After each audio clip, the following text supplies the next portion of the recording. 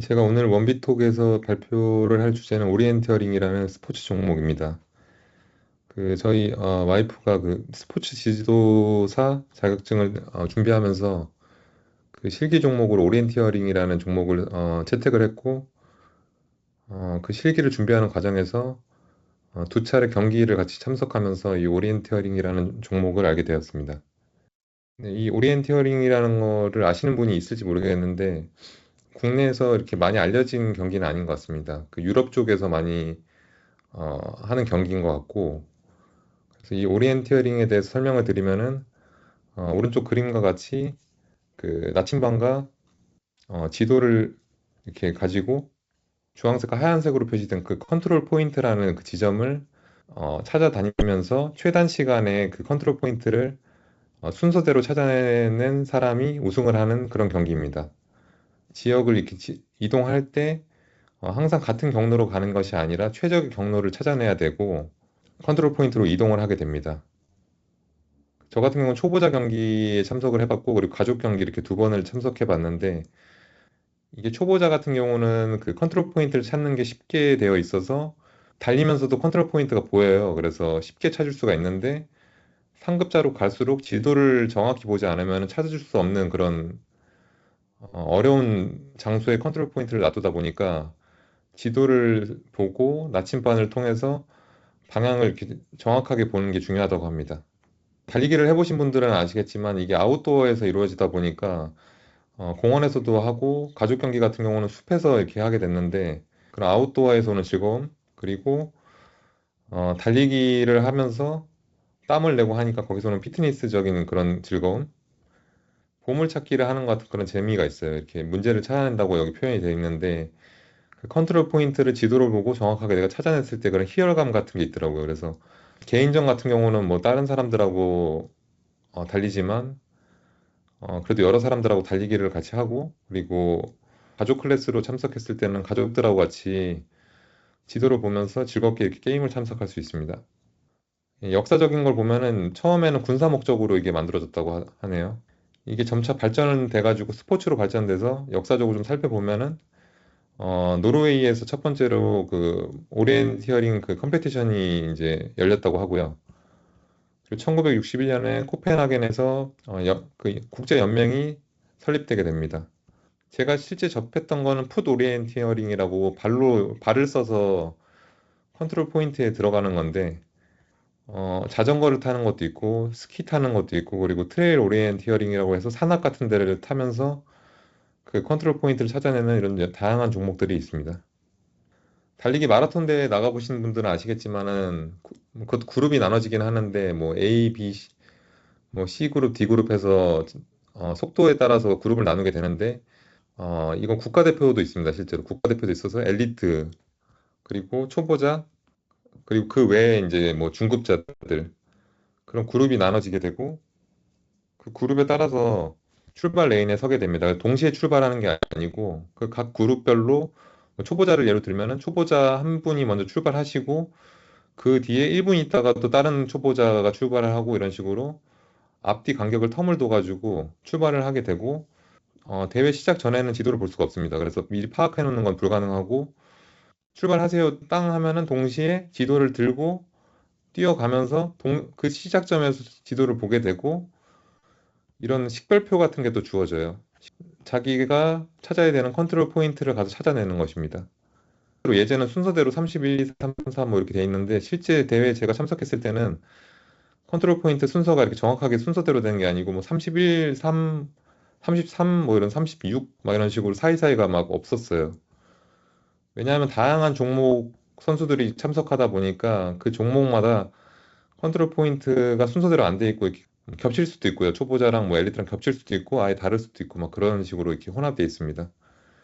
그리고 식별표를 보시면 이게 31번 컨트롤 포인트라는 얘기고 오른쪽 상단에 보시면 거기에 오른쪽에 이제 식별표가 나타내는 거는 그 지형이 어떻게 되어 있는지를 묘사하는 것입니다. 그래서 해당 지점 갔을 때 이런 식의 지형이 있다라는 걸 나타내는 거고 그 지형에 어떤 위치에 컨트롤 포인트가 있다라는 걸 나타내는 겁니다. 점으로 나와 있는데 보이시는지 모르겠는데 제일 오른쪽에 둥근 지형에서 왼쪽 편에 뭐 컨트롤 포인트가 있다 이런 걸 나타내는 것이고 묘사된 식별표를 통해서 컨트롤 포인트를 찾아내는 것입니다. 출발할 때 지도를 받고 시작을 하게 되고 그때부터 시간을 재게 되고 그리고 컨트롤 포인트를 비짓을 하면서 순서대로 찾아내면서 진행을 하게 됩니다. 이 순서를 안 지키고 했을 때는 실격 처리가 되는 것이고요. 순서대로 했을 때만 기록 인정이 됩니다. 그리고 컨트롤 포인트를 그러면 어떻게 어떤 방식으로 도착했는지를 알아내는지를 말씀드리면은 출발할 때 손가락에 센서 같은 거를 껴요. 컨트롤 포인트에 그 센싱을 할 수 있는 게 있어요. 그래서 컨트롤 포인트 도착해서 손가락으로 센싱을 해가지고 디지털적으로 기록을 합니다. 그래서 컨트롤 포인트에 센싱을 하게 되면 소리가 삑하고 나게 되고요. 그 삑을 안 하고 그냥 손을 빼버리면 사실은 인식이 안 되는 거라서 삑 소리 났을 때까지 인식시킨 다음에 다음 지점으로 이동을 해야 됩니다. 그렇게 식별된 모든 컨트롤 포인트를 통과했을 때 완주가 되는 것이고요. 저 같은 경우는 초보자 코스다 보니까 아까 말씀드렸듯이 컨트롤 포인트가 다 보여요. 뛰면서. 달리기 빠른 사람이 유리했고요. 저 같은 경우는 달리기를 많이 하다 보니까 사실 많이 유리한 편이어서 빨리 찾아낼 수 있었고 한데 이제 고급자로 올라가면은 빠르기만 해서 되는 게 아니고 아까 말씀드렸듯이 지도를 보고 지형을 파악하고 그리고 컨트롤 포인트에서 다음 컨트롤 포인트까지 어떻게 갈지에 대한 그 전략 같은 게 매우 중요하다고 해요. 그래서 순발력이 엄청 중요할 것 같아요. 두뇌 회전이라든가. 한국 같은 경우는 거의 풋 오리엔티어링밖에 없는 것 같고요. 유럽 같은 데서는 이제 눈이 오는 지역 같은 경우는 스키도 탈 수 있으니까 스키 오리엔티어링. 그리고 한국도 MTB 오리엔티어링도 뭐 있다고 저는 들은 것 같아요. 그래서 MTB 오리엔티어링, 트레일 오리엔티어링 뭐 이런 것들이 있습니다. 컴피티션 방식을 보면은 일반적으로는 다 포인트 방식이고요. 컨트롤 포인트가 있어가지고 여기 왼쪽 사진에 보이는 동그란 그 컨트롤 포인트에 있는 센서에다가 손가락에 있는 센서를 인식시켜가지고 순서대로 빨리 찍은 사람이 우승하는 그 포인트 방식이 있고요. 스코어 방식은 그 초보자 체험할 때 많이 활용되는 거래요. 그래서 주어진 시간 안에 최대한 컨트롤 포인트를 많이 비짓을 한 사람이 점수를 많이 내서 우승하는 그런 방식이 또 있다고 합니다. 스코어는 사실 없다고 보시면 되고요. 포인트 방식이 일반적인 방식이라고 이해하시면 될 것 같습니다. 초보자도 남자, 여자를 나눠요. 맨, 우먼 나누고 그리고 엘리트 국가대표도 있어서 맨 엘리트 그리고 우먼 엘리트 이런 것도 있고요. 그리고 나이도 나누고요.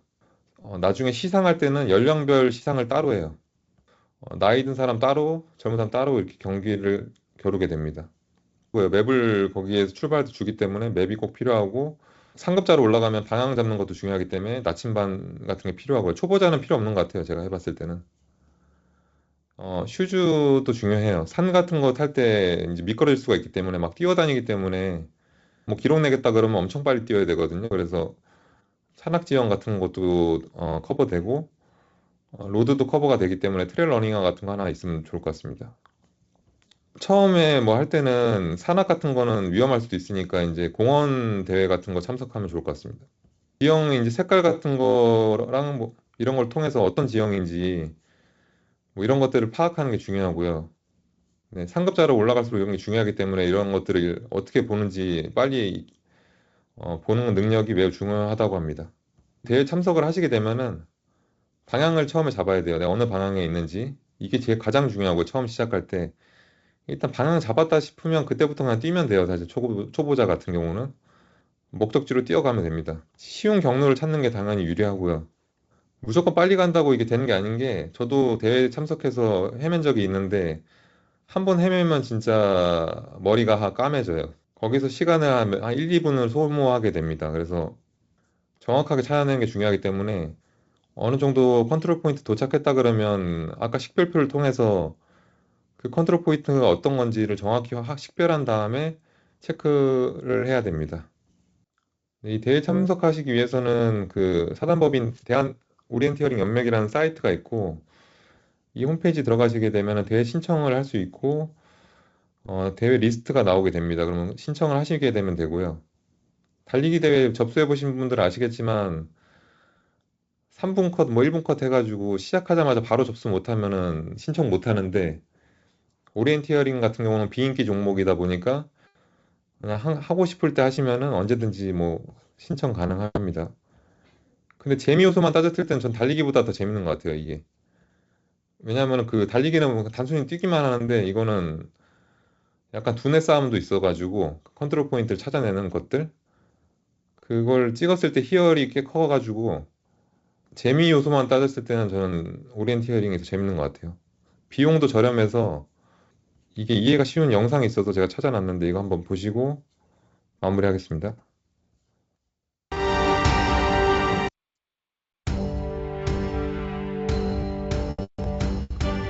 외국 같은 경우는 중계도 하는 것 같아요, 이런 거를. 네. 보시면 컨트롤 포인트가 있어서 삑 소리 나시는 거 들으시면 손에 이렇게 지도를 들고 다니면서 막 하는 거 보시면 엄청 빨리 뛰어다녀요, 1등 하려면. 체력 소모가 상당히 커요.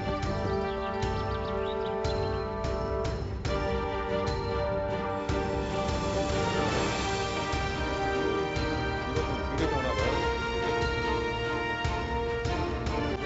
한국에서 대회 참석해보면은 유럽 사람들이 많이 참석하는 거 보시면 한국 거주하는 유럽 사람들이 이걸 즐기는 것 같아요. 보면은 똑같은 Those two, so, 루트를 and here he is, and he's coming into the 6 seconds behind Kratov.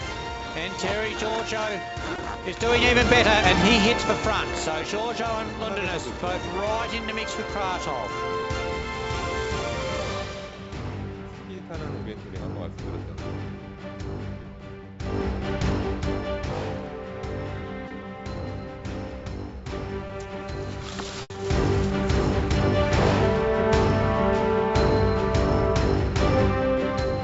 그래서 달리기가 좀 지루하다 하시는 분은 오리엔트링 같은 것도 한번 해보시면 재밌을 것 같아요.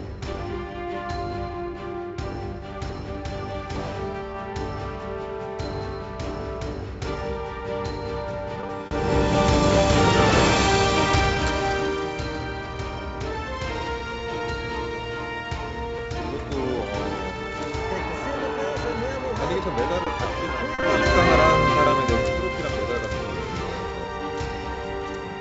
입상을 하게 되면 상품 같은 것도 주고 그런 식으로 한국에도